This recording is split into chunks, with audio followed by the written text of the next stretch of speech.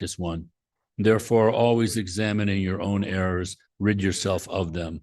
This is the practice of bodhisattvas. If, through the influence of disturbing emotions, you point out the faults of another bodhisattva, you yourself are diminished. So don't mention the faults of those who have entered the great vehicle. This is the practice of bodhisattvas. Reward and respect cause us to quarrel, make hearing, thinking, and meditation decline.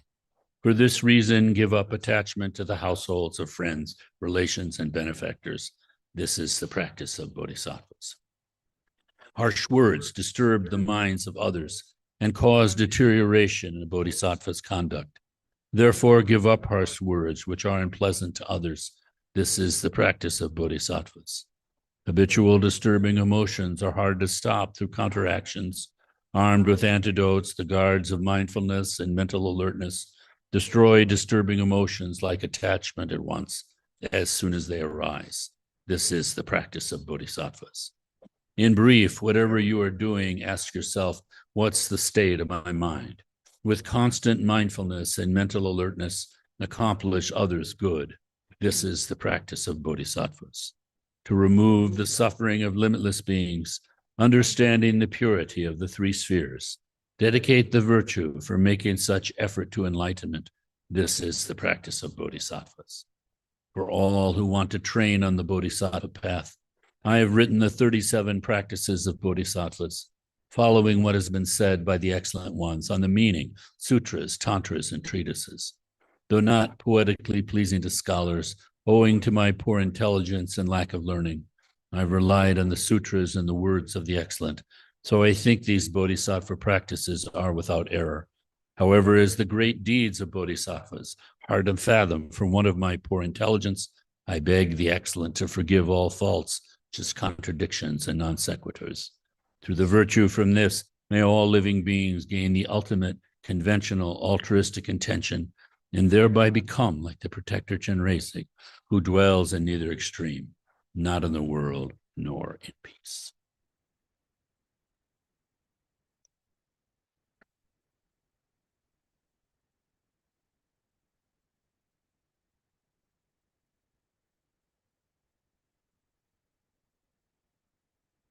Yeah, this little book, it's a wonderful practice just to read through it once a day, and even to take, focus on one verse throughout the day. You give yourself a complete education on the bodhisattva path by doing that. Slowly, it kind of like seeps in. And where there are questions, it shows you where to work, terms that are unfamiliar. It has the advantage of not being overly technical, and that is helpful. It's directed for people like you and me, seeing things in the way that we do, this alienated way that we are somehow separate from the whole world and everybody else. So it's very helpful. Bodhisattva, what is a bodhisattva? This is the bodhisattva path. When we practice it in a very, these are called the sutric teachings of Buddha. What is sutra? Are the purported recorded words of what he actually spoke. He never wrote anything down. But nonetheless, the sutras are using our ordinary state of mind. How does our Buddha nature manifest? In a sense, Buddha is like reverse engineering. We're the manifestations of Buddha nature as we can experience them. We're practicing those, and by doing that, we're led back to our true home, our Buddha nature. The technical term is Tathagata Garbha. Tathagata means the thus come one. The Buddha's personality was so sort of limitless and so not applicable to people's just ordinary adjectives and descriptions that he was called the thus come one, because they wanted to somehow point to the vastness of their experience with him. And Garbha, Tathagata Garbha. Garbha means womb. So what is the womb of the Tathagatas? What is the womb of our true nature? And the teachings that we have is that it's a mind attitude, a mindset, a mind training called bodhicitta. Chitta means mind in Sanskrit, the ancient language of India, and bodhi means awakening. So what is bodhicitta, the mind of awakening? One who has developed this mind, who is training in this mind, is called a bodhisattva. Awakening being is often translated. The Tibetans, interestingly, translated as an awakening warrior. Sattva being a warrior. And who are we at war with? We're at war with our own stupidity. We're at war with our negative emotions out of which we're acting. So this analysis of Buddha's teachings and his experience, how can you get to this state of Buddha nature, which is said to be completely limitless? And yet, if you can say anything about it, it's blissful. The example that is given by the Dalai Lama and others is that, this different aspects of our true nature. First, it's like the sky. This is called Dharma Kaya, the body of truth. Like the sky, it's just inherently vast and limitless. I mean, it covers the whole world and all space, but it's also, there's space in the tiniest atom too. So you can't bottle it. And yet, although it's totally vast, the sky has this beautiful blue color. So it's not without quality. It's not just some sort of potentiality or some sort of, no description, just emptiness. Rather, it has quality from the get-go.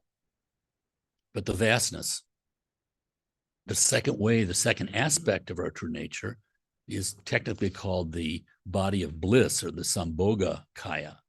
And this is equated to like the huge cumulus clouds that are in this vast sky. They're so wonderful because, one, they seem to reflect the vastness of the sky, but yet at the same time, we can relate to them in some way. There's some aspect of form there instead of just the vast, untouchability. And yet we can't touch them, but we can appreciate them. And they sort of give emphasis to the vastness of the sky. And yet we know there's sort of a stepping stone for us to really understand and realize the vastness of the sky. And then finally, the Nirmanakaya, the deception body of the Buddha, is this our actual body. And the great teachers who have fully realized, and yet there they are appearing in a human form. This is like the raindrops falling out of the Sambhogakaya, the raindrops falling out of those cumulus clouds. And the benefit is totally positive. The wheat grows, we can drink, we can bathe, all of these things, and even make the world beautiful.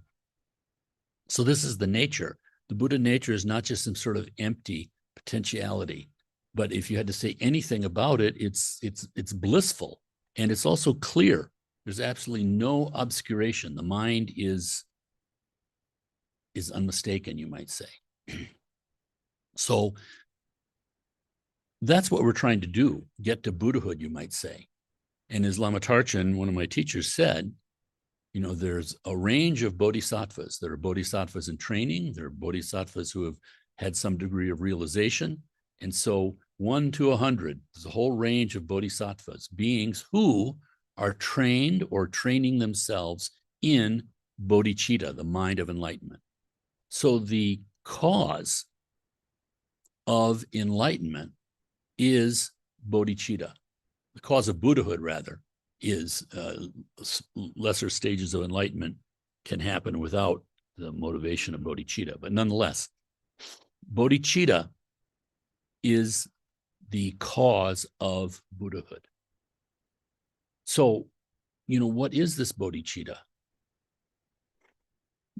Gaura Rinpoche has said that we fly to Buddhahood on 2 wings. One wing is wisdom, the other wing is compassion.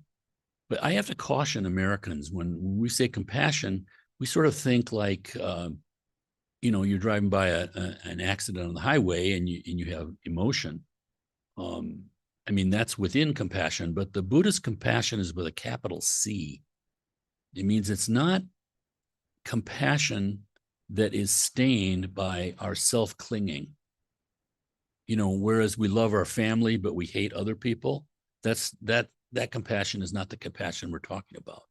Although you might see it as a subset of it, because at least there's something positive happening there. Sometimes the term is used of upaya, which means skillful methods. So the way to Buddhahood is flying with wisdom and upaya, skillful methods, not just method, but skillful method. And like Garam Pache has said, if you're only flapping one wing, you're not going anywhere. You're just going around in circles. That state of going around in circles, of imperfection, of constant betrayal and dissatisfaction and failure, pointlessness, we call that samsara, this wheel of existence that's always revolving. You know, sometimes we're up, sometimes we're down, both mentally, but also in an existential way.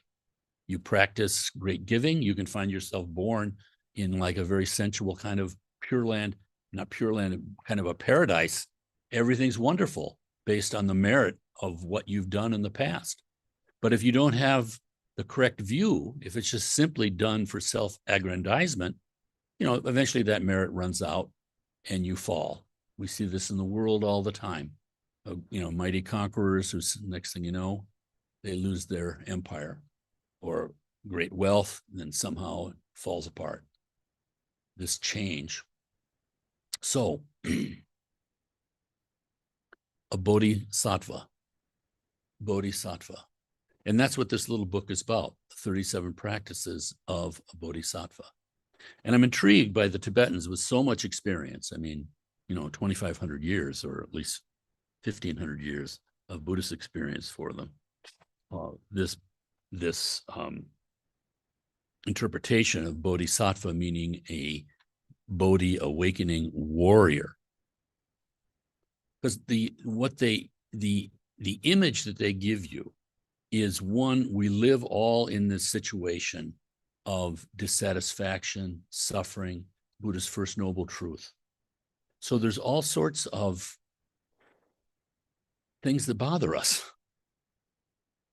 And the teaching is that all of this world, this scientific world that's manifesting to us, all fraught with imperfection, impermanence especially. What caused that? It's caused by our actions that have come from out of our afflictive emotions. You know, all manners of greed, arrogance, hatred, you name it, jealousies. They are the actually active force. It's like our pure mind is kind of stained in these ways. And so because of this stain, it's like looking through, you know, rose tinted glasses or purple tinted glasses or something. Everything's as this cast of purple or color. So when we have this mind that is completely attached to these afflictive emotions, we see everything through that lens. This is the cause of our imperfect world. But what has caused those afflictive emotions? Well, that too comes from our attachment to self and others. So we have this strong belief in our separate reality. And our afflictions naturally come out of that. And what causes that? Well, further, it's this initial just kind of mistaken, the co-emergence of ignorance. As soon as we do that afflictive, that fundamental mistake of seeing just reality, you might say, in a partial way instead of a full way, you immediately have this self and other kind of thing. So the Dharma is the path that leads you through that, so you have an understanding of it, because the genius of it, the magic, is that wisdom dissolves all of that stuff immediately. You can see it in your own life. You know, you can have two different experiences that might seem very similar, where anger arises. But in one situation, you act out of it. Another situation, you didn't. You can look. You can see what the changes are. I mean, already, if there's any kind of bigger understanding and just hesitation, already the anger is less. I mean, it's only when you're just completely enraged that you act out of it. So the action and the mind are at one. So this is practice. this is seeing what's actually happening, seeing how our mind is controlling all of these things, how our mind is controlling our speech, how our mind is controlling our actions. For Buddhism, we're going to the core all the time, to the mind. The mind is the actor. In fact, in a completely worldly way, there's nothing there that's really very controversial. You can just look at that process again and again and again, and then manipulate it, so to speak. Is it really true? If you generate compassion, if you train yourself to generate compassion when anger arises, so you have this kind of trigger, the anger is now triggering your virtuous behavior. And is your life changed with that? Is it better or worse? Dalai Lama says, look in the mirror when you're really enraged. Face is all red. You look like a demon, he says. Even your close relatives will walk away from you. They don't want to be near you at that moment. So you can test. You can test in this way. There are more subtle practices even that recognize that we are Buddha nature all the time. And so you can rest in the nature of things as they are. And then even our anger, it just becomes the energy of our Buddha nature and becomes very powerful as far as working for the benefit of others, which automatically benefits ourselves. But that takes a lot of faith, and the faith comes through this experience, questioning, reading, studying, practicing, talking to other people, seeing other people. This testing, this is a good thing, not a bad thing. This whole idea of a bodhisattva warrior, I think is kind of encouraging because truly, the world does seem to be assaulting us all the time, and we need warriors. And I came across a little quotation. It's just a quotation from this ancient Chinese. I don't know what he was, whether he was a general or what, but Sun Tzu. He has this famous book called The Art of War, and people like at the Pentagon and everywhere study it because it's kind of like Machiavelli is to politics. How do you understand the process? How can you make it work for you? And so he wrote The Art of War. And the quote that I came upon was, he says, if you have strategy, but you don't have tactics, then you'll get there, but very, very slowly. On the other hand, if you have tactics, but you don't have strategy, you'll never get there.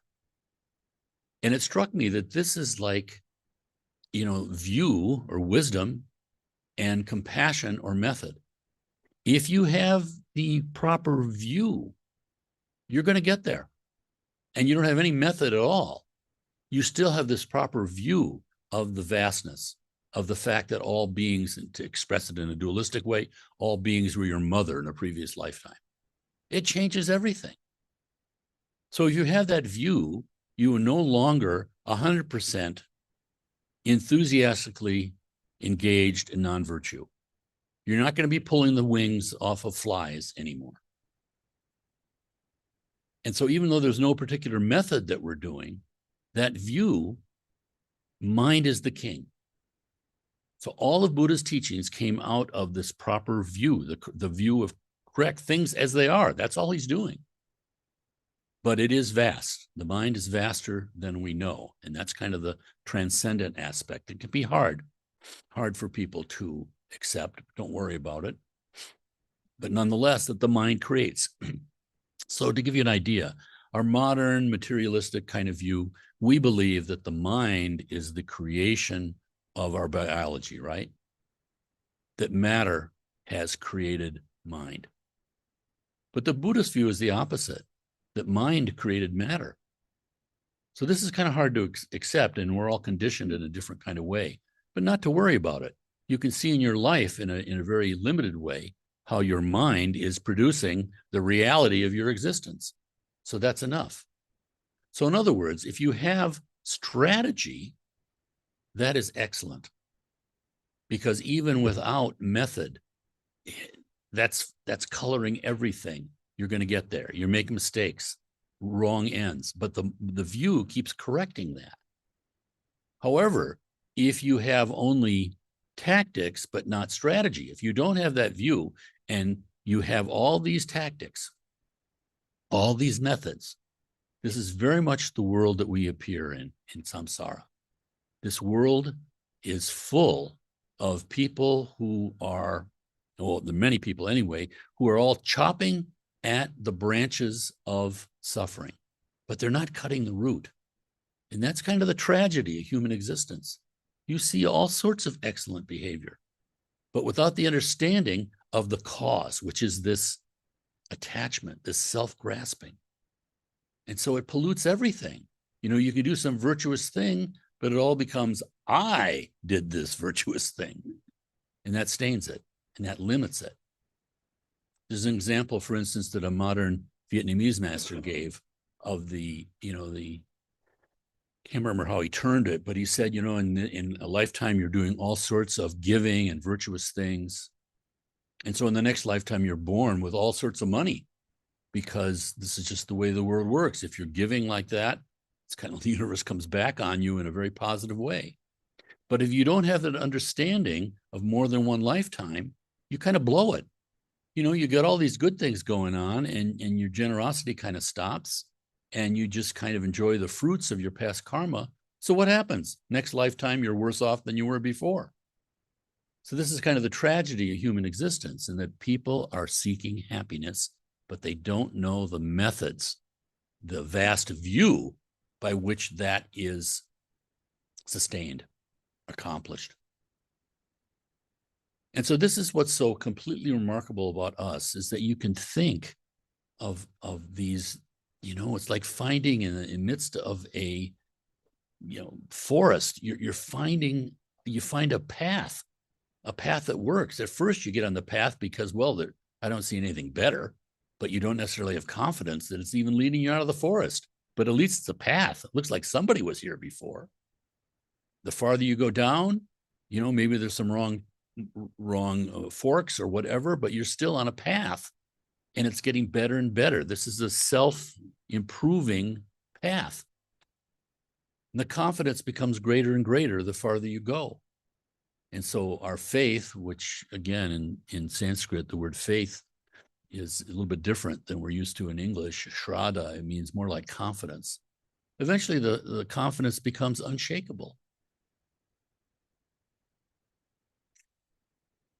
So we've already experienced that in a sense, because when you see all of us, I don't think there's anyone here who, graduated from high school said, you know what? I'm looking out for the Drikung Kagyu Dharma Center. That's what I want. Ain't nobody like that. Instead, because of your merit, this all came to you. Looks like we're doing it, but it's not that way. When we started on this path, Garchen Rinpoche was in prison. And lo and behold, through a kind of a strange kind of series of coincidences and really completely unplanned occasions and people and everything, he was set to come here to Rochester. And of the officers and board members that we had, I was the one that didn't want him to come, because we couldn't afford it. We can't afford a translator. We've never had a translator before. This is a big hassle. We don't even know this guy, et cetera, et cetera. But the truth of the matter is there are deeper things happening with each and every one of us. We put labels on it. We, write our autobiography, all the things that everybody can relate to. That's all fine. But there are deeper things going on. We're always talking about the flowers or the bad things that are floating in our own personal river of our mind, but there are deeper currents that are happening. The wonder, the absolute miracle of the Buddha Dharma is that it works. You can find yourself with disbelief, but being sort of latched into, like a series of meditation retreats where you're having to say all this mantra. Okay, everybody's saying all the mantra. I'm going to say it too. I don't believe in any of this, but what are you going to do? It's kind of embarrassing if you're the one guy sitting in front of the teacher who's not saying the mantra. So you say the mantra, right? Guru Rinpoche said, never despair. We spend a third of our lives asleep. We spend a third of our lives running around after distraction, and who knows what more, maybe half of our life. But the little bit of Dharma, he says, the little bit of Dharma we do, because it is valid, it is dealing with the depths, with the purity, with the actual nature of things, not the fluff on the surface. The little bit of Dharma we do works. It's so completely significant. This great teacher, Pato Rinpoche, in the previous century, he wrote this wonderful book called The Words of My Perfect Teacher. He didn't write it. One of his disciples wrote it down from his teachings. He taught 108 times. This is like a month-long teachings or more even on Dalai Lama's favorite book, Entering the Bodhisattva Path. 108 times. This tremendous teacher, and completely kind of like a wandering yogi type, without any kind of authority, any kind of hierarchy position, nothing, just his example. And he taught that this human life is so precious.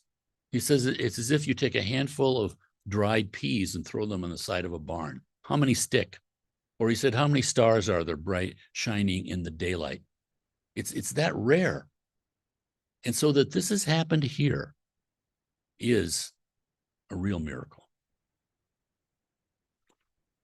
So anyway, I was struck by Sun Tzu because it can often feel like a battle, We are truly warriors for awakening in our own ways. People don't see it in your daily life. People don't see what's happening. It's not like you're wearing a big sign, neon sign flashing, I'm Buddhist. Doesn't work anyway. Doesn't work anyway. Back way when we were like, didn't even have a phone as for the Dharma Center. And somehow we found ourselves, renting the brand new Rochester Convention Center for $20,000. And I was freaking out every night. Now I forgot what I was going to say. Where was I going with this? No, not that one. You're going too fast. Go backwards. What was I saying? Can't be that important, right? Never mind. It's just precious. It's just precious. And all of this is falling on our lap is. Frank, you were Yeah. talking about how unexpected Dharma is, the path is, and how things evolve that you don't necessarily expect. Yeah, thank you. Thank you, Roberta. But I don't quite still remember where I was going.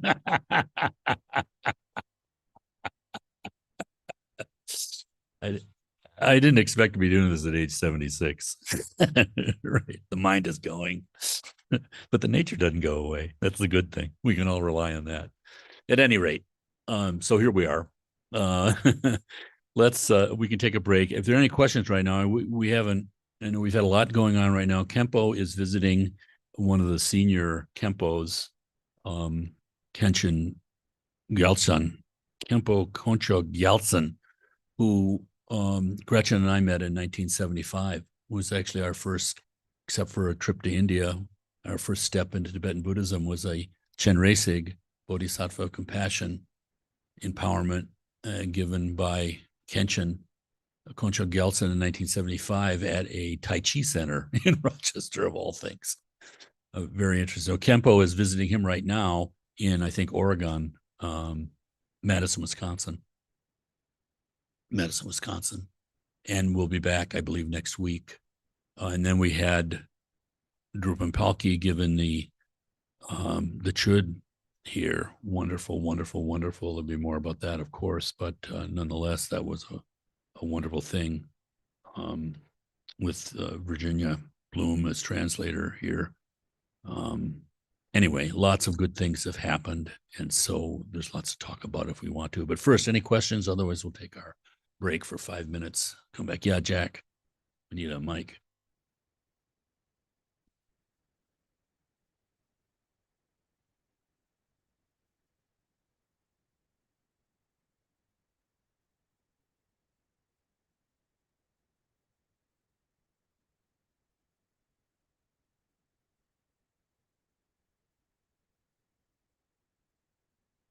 Yeah, I'll repeat Jack's question.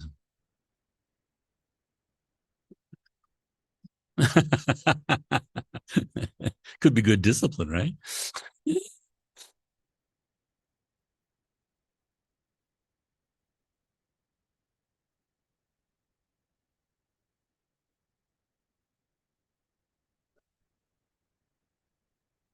Mhm,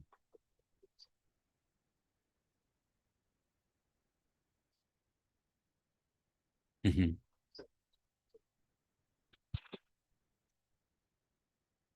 Right, right.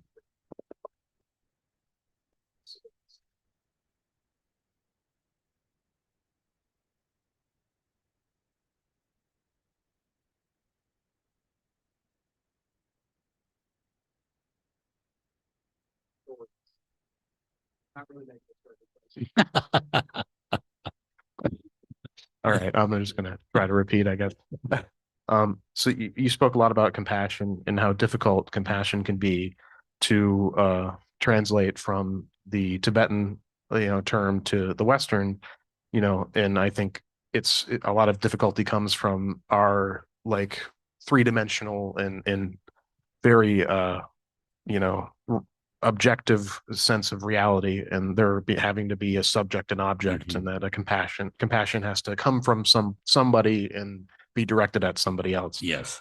But I also think you can sort of gain an understanding of these through more like I think idiom based is sort of a term that people throw around, like a little bit more just like classically like dialectically based like understanding. And through my like I think a great way of understanding it is looking at, because we have a great culture of studying you know like different animal psychology and behavioral psychology in animals, like, which I think is a gift in our culture. Like a lot of different cultures don't have like this vast amount of scientific research into the, behavior of animals.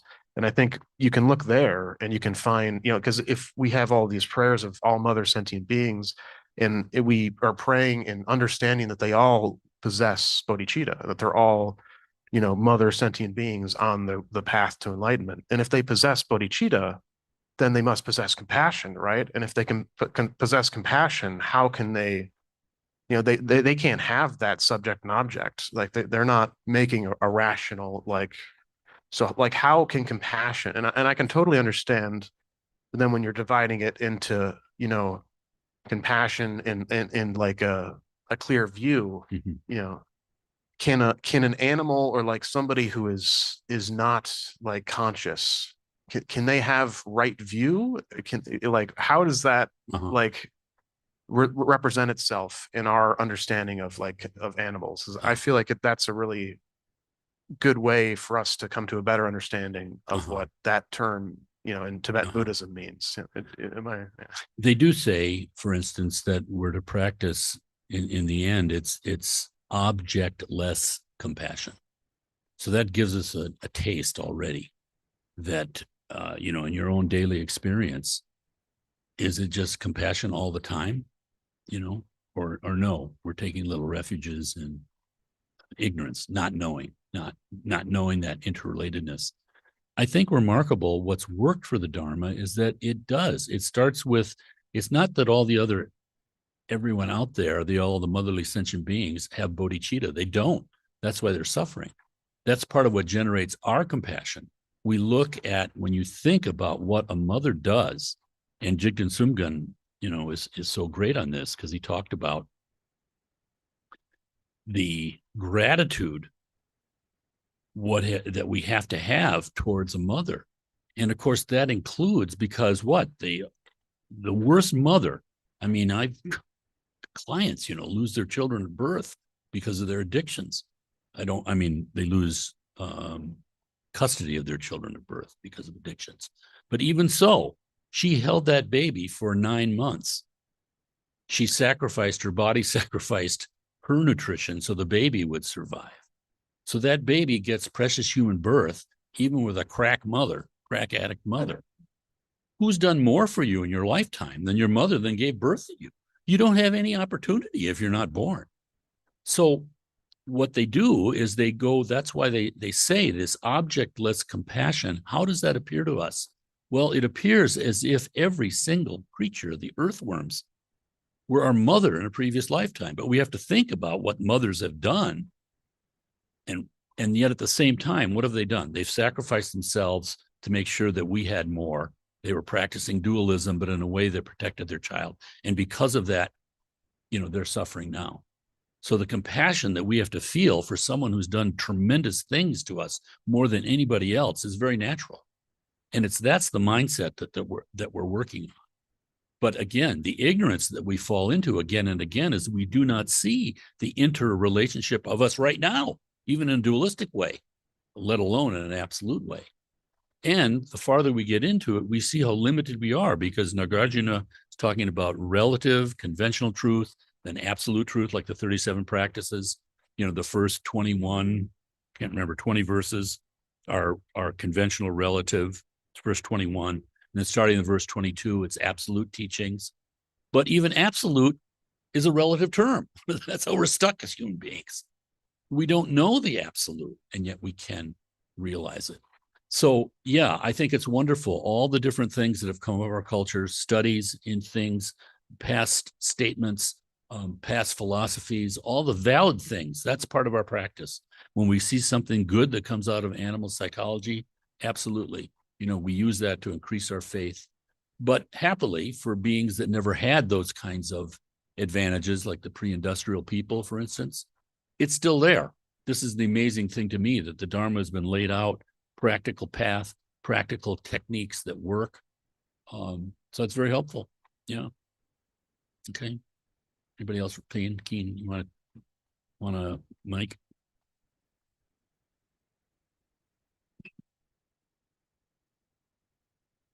I was thinking about animals, and I was just wondering, what's the significance of Deer Park in Buddhism? In Buddhism, where the Buddha gave his first teaching. Yeah. For Four Noble Truths. Four Noble that was Truths, yeah. Sarnath, is that? Yeah, Sarnath. It's a suburb of Varanasi, the oldest continuously occupied city in the world. But one other thing about animals that Jack made me think of, the teachings is that we don't know who is a bodhisattva. Bodhisattva can take any form to benefit beings. And the animal may be a completely enlightened being. We don't know.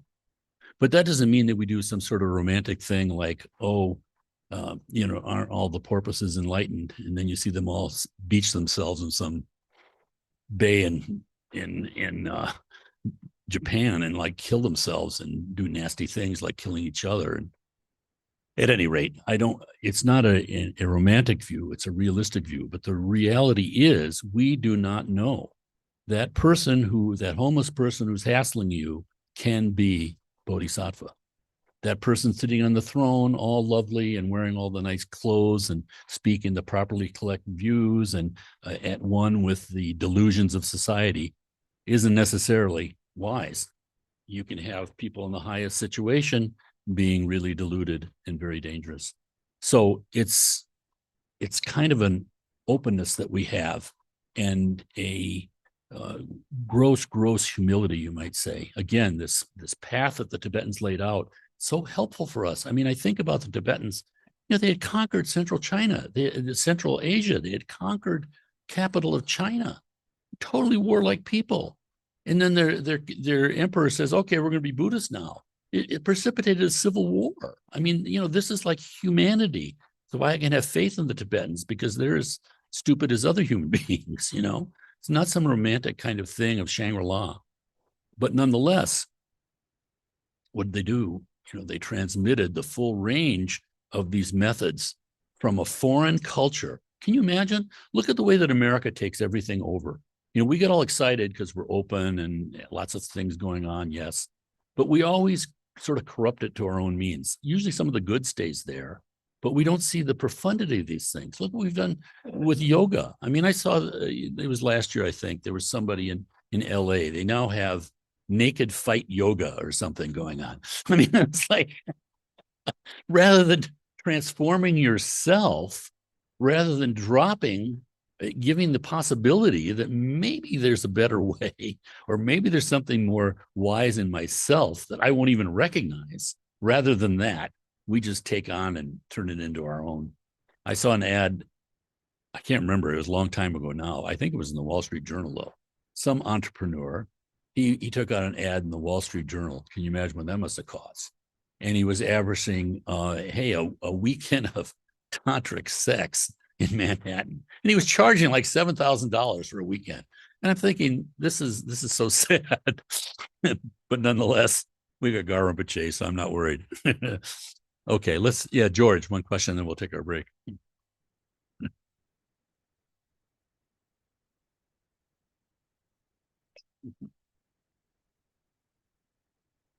Thank you, Frank.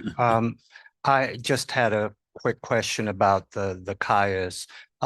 One, there's a fourth kaya, and I'm sitting here. Svabhavikakaya. Okay. And can you explain that? And then I have a comment to the previous That's the question. oneness of the three kayas. That's the oneness of Yeah, the three kayas. the That's what I kaya. thought. Okay. I just, which creates its own thing, right? Which creates its own, Right. right. And so this You idea can of, tell George has gone to college. so this idea of of of of having of having bodhicitta, Mhm. can also, for me, can also be taken into a further ecological kind of naturalistic point of view.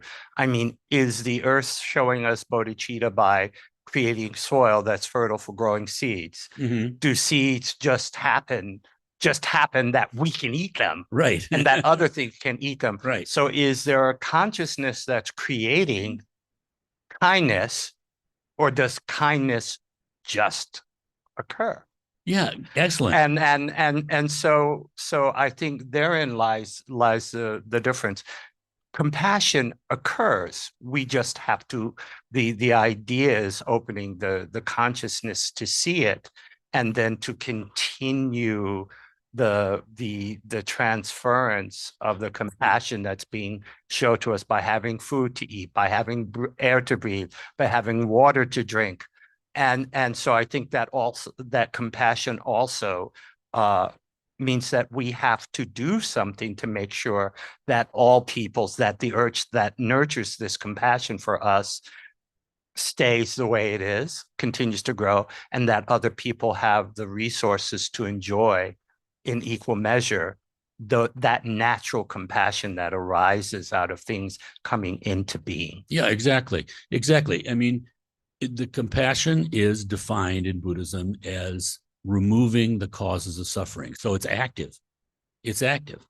And also, think of the Pure Land. This very body of Buddha, this very land is the Pure Land. When one has experienced the Pure Land, what do we see? Well, forms and everything, maybe everything just like it is, but vivid. This is the Vipassana in the tantric meditations, the vividness of it. It's this famous story of a monk coming to a master and saying, "Master, is Buddha Amitabha's Pure Land real?" And the master says, "Look around. Is this real?" And he says, "Yes, this is all real." He says, "The Pure Land is even more real." So we are limited. It's like we all have cataract and need cataract surgery. You know, the experience of having your cataract, I can speak from personal experience. You have your cataract removed, and all of a sudden, damn, I didn't know it was this beautiful, vivid, color, everything. You didn't even know you were looking at things in a dull way.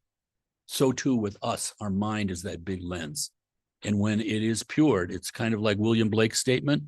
If the mind could be cleansed of, I can't remember if someone helped me, the world would be seen as it is, infinite. We don't see the infinity. We see things in a limited way, but it's all there. Okay, let's take our break and we'll come back and do some practice.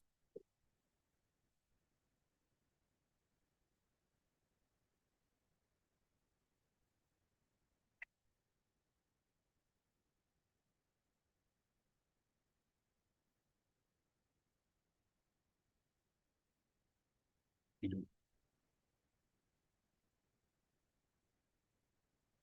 Yeah, yeah, of course. Yeah. In my secondhand experience, the emotion's the hardest part. For you people on Zoom